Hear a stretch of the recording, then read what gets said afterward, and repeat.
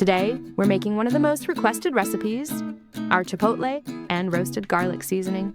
Inspired by one of your store-bought favorites, this homemade version is fresher, affordable, and honestly way better.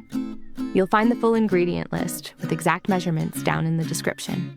To begin, I'm adding 1 tablespoon of roasted garlic powder to my mixing bowl as the base.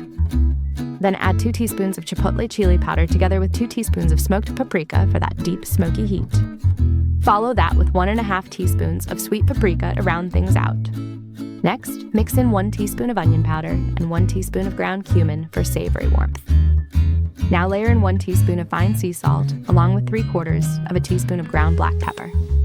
Sprinkle in ½ teaspoon of brown sugar and ½ teaspoon of dried oregano for balance. Finish with 1/4 teaspoon of ground coriander, and if you like extra heat, 1/4 teaspoon of cayenne pepper. Once everything's in, give it a really good mix until the seasoning looks evenly blended and fluffy.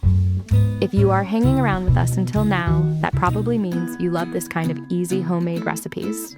So hit like, share it with someone who loves bold flavors, and don't forget to subscribe to SpiceRally and tap the bell so you never miss what's coming next. Oh yes, our Chipotle and roasted garlic blend is all set.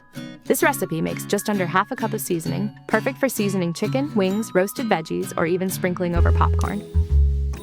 If you have any leftover blend or plans to make this in a larger batch, just store it in an airtight jar and you've got instant smoky flavor anytime you need it.